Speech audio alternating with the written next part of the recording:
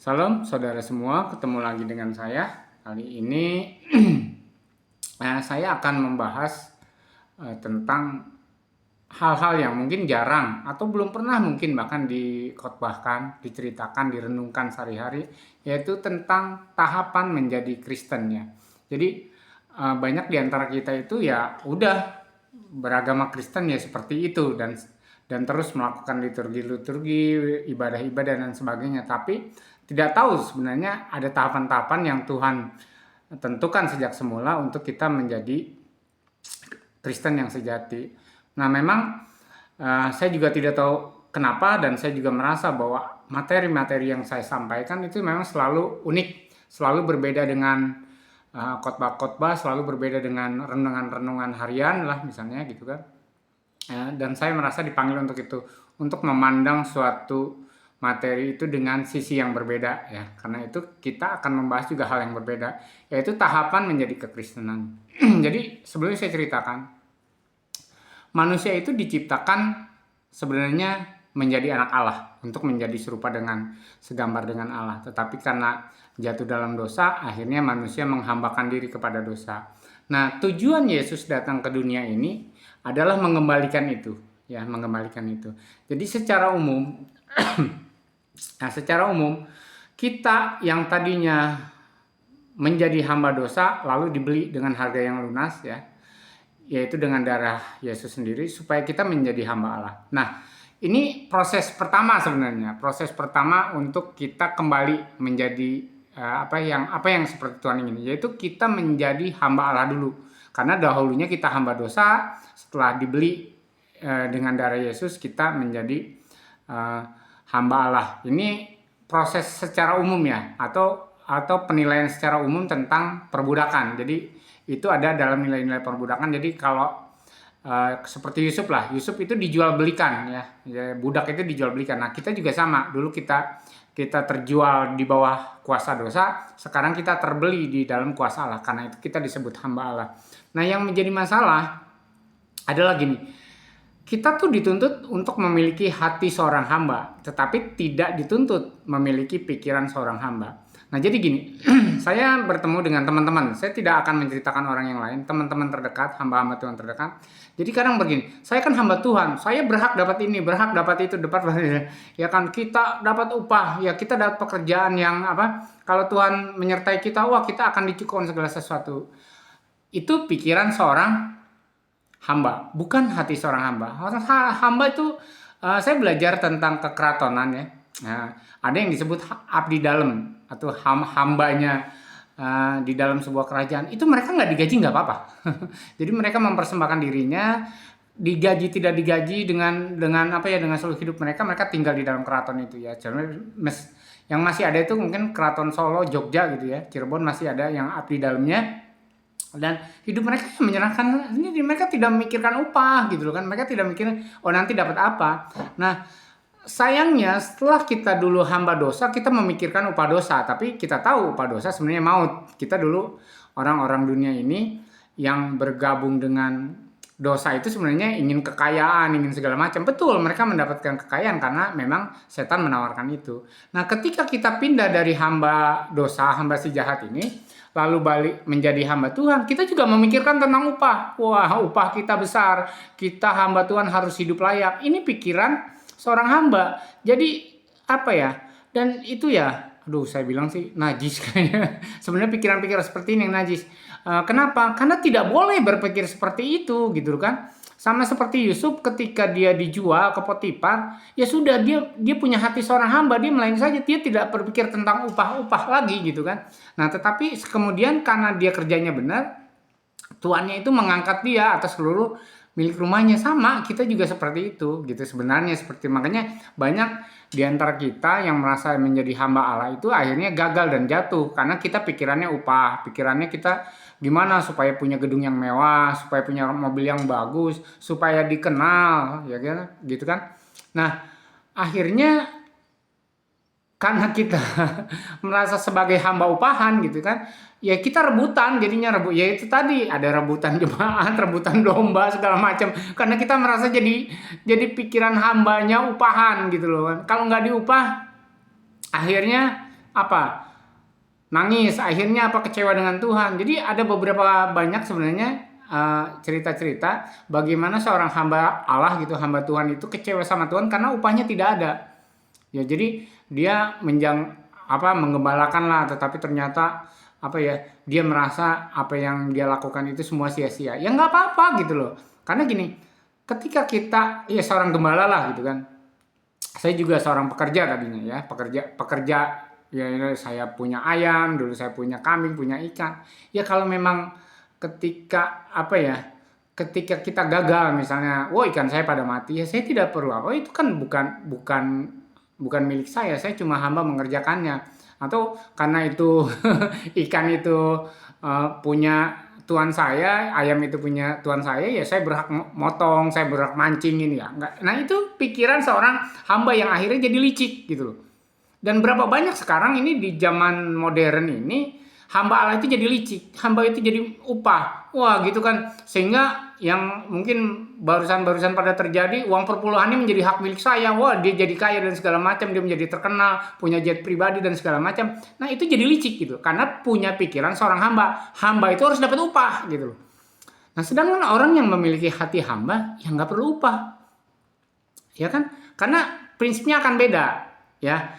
Orang hati hamba itu dia sudah berterima kasih yang dulunya dia hidupnya sia-sia, menjadi hamba Tuhan hidupnya tidak sia-sia. Sudah terima kasih seperti itu saja. Masalah makan, minum, pakai nggak usah dipikirin gitu kan, karena itu urusan Tuhan sendiri yang memberikannya kepada kita. Nah kita kan kadang ketika menjadi hamba Allah berpikirnya seperti itu, berpikirnya jahat, berpikirnya licik. Kita harus mendapat upah, kalau nggak dapat upah kecewa.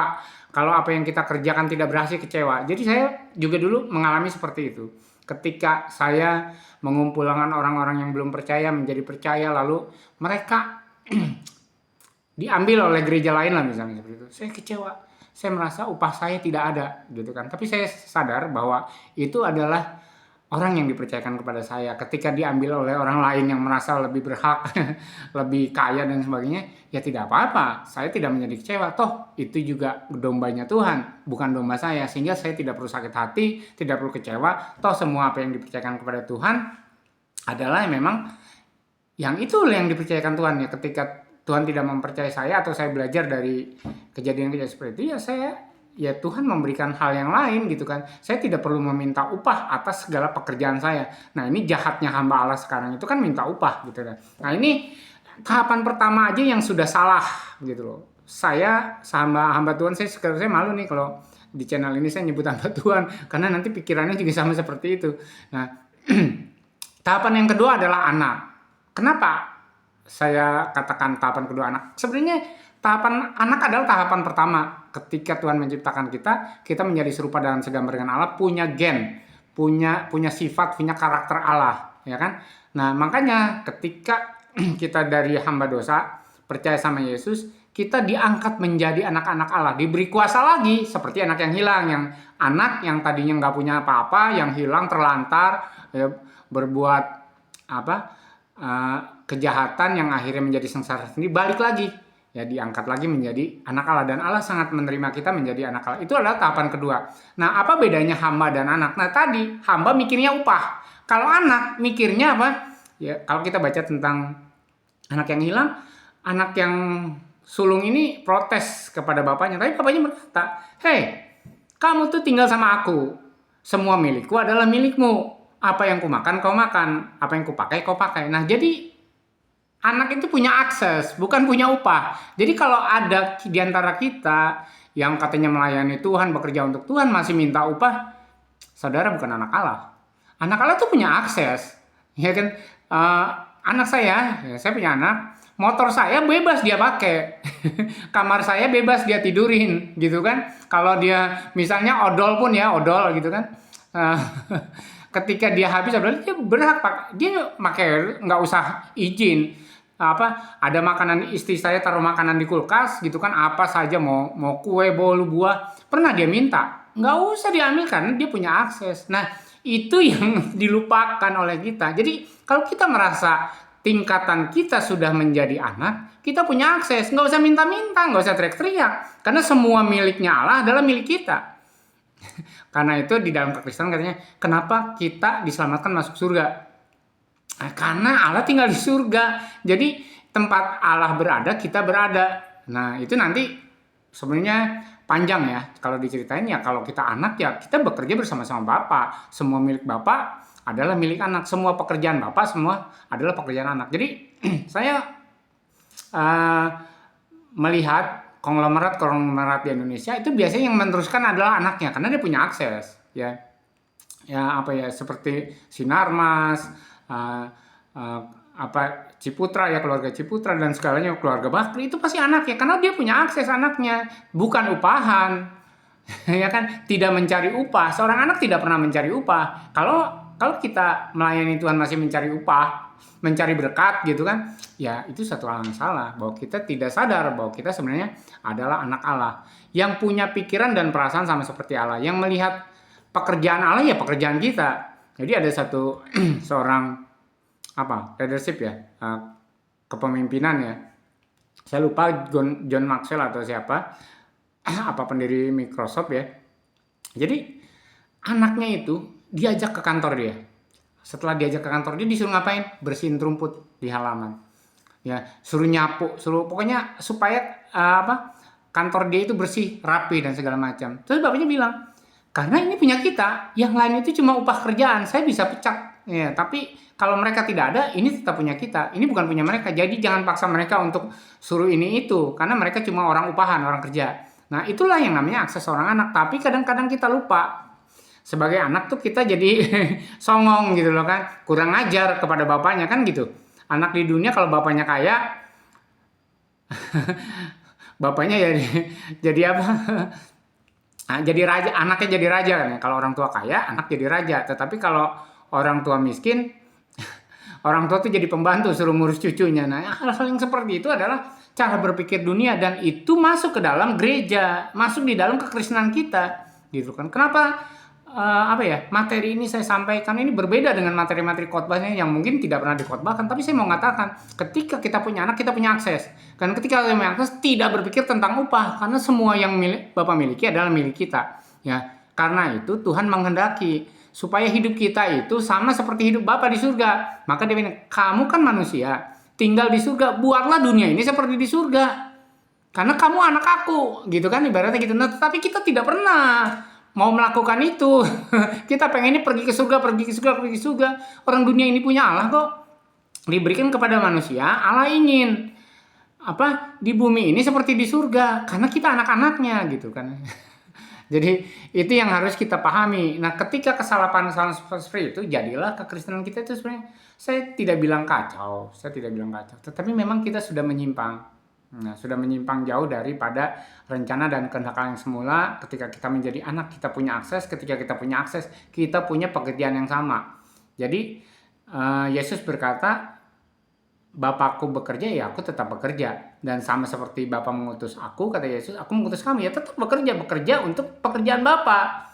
Untuk pekerjaan Bapa, bukan pekerjaan kita sendiri ya. Sekarang kita itu bekerja untuk pekerjaan sendiri, membangun menara Babel, yang bikin denominasi ya kan, supaya terkenal, supaya jangan berserak, kita kumpulkan ratusan ribu orang untuk satu gedung gereja misalnya. Ya, itu bukan kehendak Tuhan, dan itu harus kita pahami. Dan itu yang yang harus kita pikirkan bersama ya. Yuk kita rubah. Yang ketiga selanjutnya adalah tahapan selanjutnya, kita menjadi sahabat. Jadi seorang anak itu bisa menjadi seorang anak yang terhilang, anak yang tidak terhilang. Nah, tetapi seorang sahabat, kenapa seorang anak bisa jadi sahabat bapaknya, tetapi belum tentu dia mau mendengarkan bapaknya, seperti anak yang terhilang, anak si bungsu lah. Nah, tahapan selanjutnya mungkin sahabat itu sepertinya orang luar ya. Jadi sebenarnya gini, sahabat itu artinya membangun keintiman. Jadi bisa jadi saya sama anak saya ini anak dan bapak. Tetapi ketika saya tidak intim dengan anak saya, maka anak saya tidak menjadi sahabat saya tidak menjadi sahabat dia. Jadi pengertian sahabat bukan orang luar yang akhirnya berhubungan dengan kita, tetapi artinya adalah keintiman, persahabatan. Jadi ketika Bapak menjadi sahabat kita dan kita menjadi sahabat, semua yang rencana dia beritahukan kepada kita. Karena di dalam kekristenan maupun di dalam Islam dikatakan bahwa Abraham itu sahabat Allah. Karena Allah itu kalau mau buat sesuatu tuh ngomong sama Abraham. Gitu kan ya. Jadi ini yang luar biasa. Misalnya dia mau menghancurkan Sodom dan Gomora, Allah ngomong sama Abraham. Abraham protes, bukan protes sih, yang ngasih usul, ya Tuhan begini begini begini, dan terjadi ya apa yang apa ya, komunikasi tawar menawar, karena Abraham dianggap sahabat Allah. Nah demikian juga kalau kita menjadi sahabat Allah, maka kita hidup di dalam rencana Dia, karena Dia akan ngasih tahu ya apa rencana-rencana Dia kepada kita. Kalaupun misalnya si bapak Allah kita itu kesel sama anak yang lain, dia akan cerita ya gimana ya si A si B gitu loh. Dan saya ngalami seperti itu. Saya tidak ingin misalnya mencela hamba-hamba Tuhan yang lain, teman-teman saya, tetapi ketika Tuhan bilang ya gimana ya si A itu kok ngajar firman Tuhannya ngaco-ngaco, lalu saya ngomong sama Tuhan, ya apa yang harus saya lakukan? Ya udahlah, sekarang saya buat konten aja. Uh, yang di satu sisi saya ingin menetralisir kesesatan yang diajarkan lah, supaya misalnya jemaat-jemaat hamba Tuhan itu bisa mendengar juga konten saya. Tapi saya tidak ingin misalnya menjatuhkan orang itu, karena itu anak bapak juga, tetapi anak bapak yang lagi tersesat lah, lagi mikirnya duit, maruk uang dan segala macamnya, karena supaya nah anak-anaknya jangan ikut disesatkan ya, anak-anak hamba Tuhan itu gitu kan, misalnya apa yang jemaat yang dia pimpin itu tidak ikut tersesat. Nah dan saya berdoa supaya Roh Kudus menjamah anak Tuhan itu gitu kan. Yang itu karena apa ya, karena saya ngomong gitu loh, kalau ada teman yang mulai ngaco-ngaco, saya ngomongnya sama bapak si A begini, gimana ya saya harus ngomongnya. Itu saya berusaha menjadi sahabat, karena saya menjadi sahabat, dan saudara-saudara sesama hamba Tuhan, orang Kristen yang lain itu adalah saudara-saudara saya. Kita satu bapak gitu kan. Jadi ngomong kepada bapak, belajar menjadi sahabat. Yaitu sahabat dia akan memberitahukan, ya kan? Seorang sahabat itu akan memberitahukan pekerjaan-pekerjaan yang akan dilakukannya. Seperti Yesus juga berkata, kamu sahabatku, karena itu aku memberitahukan apa-apa yang akan kukerjakan, dan aku ingin mengajak kamu juga bekerja sama dengan aku gitu. Itulah pengertian kita sebagai sahabat. Walaupun mungkin pemahaman secara dunianya berbeda, tetapi sahabat adalah orang yang berhubungan intim dengan Allah, yang lebih dari seorang anak. Karena seorang anak bisa memberontak, seorang anak bisa lari, tetapi seorang sahabat adalah seorang yang banyak mendengarkan, seorang sahabatnya banyak yang melakukan bersama-sama, berjalan bersama-sama, membangun keintiman, membangun kesepakatan. Ya, sahabat itu kan membangun kesepakatan dari dua dari dua pribadi yang berbeda sama-sama untuk bersepakat ya. Itu baru terjadi persahabatan, dan bahkan di persahabatan ini sehidup semati dikatakan seperti itu. Seperti Daud dan Yonatan misalnya contohnya. Nah, itu yang kita harus pahami tentang persahabatan dengan Allah. Yang terakhir dan jarang dipikirkan, jarang dikhotbahkan adalah kita mempelai. Jadi ketika Yesus datang pergi ke surga, dia kirim Roh Kudus ya untuk kita, lalu dia akan datang lagi. Tapi dia berkata, kapan waktunya aku datang tidak ada yang tahu, Bapa pun tidak tahu kapan datangnya. Itu sebenarnya orang-orang Yahudi ngerti, karena gini, kalau sudah terjadi lamaran ya, ada mempelai pria, ya jadilah deal. Ini udah jadi mempelai, lalu si mempelai pria ini akan pergi ke rumahnya. Nanti akan datang untuk menyambut si mempelai wanita. Nah, kapan waktunya itu tidak ditentukan. Kalau kita kan nanti ya nikahnya kapan, nanti dijemputnya kapan. Nah, itu. Nah, di dalam budaya Yahudi, seorang mempelai pria yang pulang lagi setelah melamar mempelai wanita, dia nggak akan kasih tahu nih nanti nikahnya kapan segala macam ya. Pemahaman ini yang jarang diajarkan. Ketika kita mempelai, kita tuh harus mempersiapkan diri. Ya, mempersiapkan diri untuk menyambut mempelai pria. Jadi bukan kita menjadi anak lagi, bukan kita menjadi sahabat lagi, bukan apalagi kita menjadi hamba lagi, tapi kita menjadi mempelai. Bisakah orang menikah kalau dia tidak sepakat? Misalnya Yesus kan mempelai pria, kita mempelai wanita. Terus bisa nggak sih kita akan menikah kalau kita misalnya masih gontok-gontokan, masih wah ini uangnya harus saya ngatur gitu kan misalnya, ya kan kalau di kita suami istri mau menikah tuh nanti uangnya gimana, nanti kita beli rumah pakai uang siapa, nanti anak-anak sekolah, wah itu panjang lah perdebatannya. Nah kadang-kadang di dalam gereja kita saat ini kita itu masih apa ya? Betul, karakter wanita ya, dia bilang, ya udah ininya uang mama adalah uang mama, uang papa juga uang mama. Jadi kadang-kadang eh, egoisnya, maaf nih, egoisnya wanita kepada pria itu seperti itu. Karena kita ini mempelai wanita, kita juga punya egois yang sama dengan karakter wanita di dunia ini gitu kan. Sehingga ya semuanya harus untuk saya. Saya harus dibeli mobil, saya harus dibeli rumah. Engkau yang harus menyediakan. Tidak pernah membahas misalnya nanti kita tinggal di mana dan segala macamnya. Ya itulah sebenarnya yang apa ya? Yang terjadi secara rohani di dalam hidup kita. Kita tidak menjadi mempelai yang baik. Ya kan? Ya mungkin saja sebenarnya ketika orang lamaran, ya saya ada beberapa misalnya keponakan dan sebagainya. Setelah mereka tunangan itu mereka itu menyelidiki nih mempelai wanitanya bener nggak, mempelai prianya bener nggak, oh dia pernah selingkuh kah, apalagi apakah sudah bertunangan dia cari eh, idaman yang lain. Nah itu akan apa ya, memperlambat kedatangan gitu kan, memperlambat kedatangan mempelai prianya. Kenapa? Mempelainya mikir, ini tuh udah ketahuan saya lamar dia jadi mempelai saya, tapi kok masih main dengan yang lain, hidupnya masih belum benar, gimana nanti dia urusan anak saya gitu kan. Jadi saya tidak banyak bicara tentang mempelai itu karena nanti bicara tentang kesiapan kita untuk akhir zaman, gimana nanti akan terjadi pesta yang luar biasa yaitu Yesus datang sebagai mempelai laki-laki, kita mempelai perempuan, dan terjadi pesta besar ya kan, kesukaan di surga katanya kan, wow para malaikat semua itu adalah menyambut kedatangan kita sebagai mempelai wanita. Ingat, mempelai wanita, dan kita mempersiapkan diri, kita cantik ya, yang nggak bisa masak lah misalnya harus belajar masak, semua karakternya harus berubah ya. Jadi saya ada beberapa cerita di dunia inilah teman-teman gitu kan. Ada orang miskin di kampung, tiba-tiba ada orang kaya datang naksir, ya kan, dia pengusaha segala macam. Ini orang yang tidak berpendidikan, ketika dia menikah dengan orang kaya yang punya usahanya, karakternya berubah, karena dia harus belajar bagaimana menjadi orang kaya, belajar bagaimana berhubungan bisnis, bagaimana belajar sopan santun, belajar etika segala macam ya kan, belajar seperti orang berpendidikan seperti apa, nah, seperti itu. Dan banyak hal juga, misalnya orang Jawa menikah dengan orang Batak, wanita Jawa itu akan belajar bagaimana caranya hidup di dalam kehidupan seorang Batak misalnya. Dan itu saya belajar banyak ya, saudara saya dan segala macamnya. Dan saya juga ya menikah dengan orang Batak, ya begitu gitu. Dan saya harus ngikutin, oh gini ya, oh gitu. Saya belajar gitu loh. Nah, itu yang sebenarnya kesiapan kita sebagai mempelai. Nah, kapankah Yesus datang untuk menjemput kita? Sampai kita siap.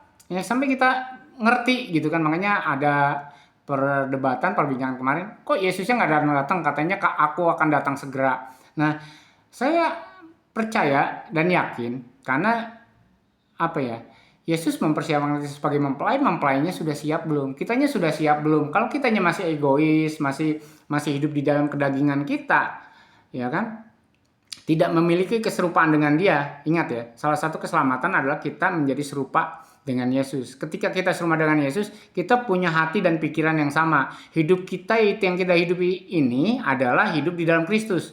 Artinya, Kristus sebagai kepala, kita sebagai badan. Nah, jadi ada seorang hamba Tuhan mengatakan ini, badan itu tidak bisa berpikir.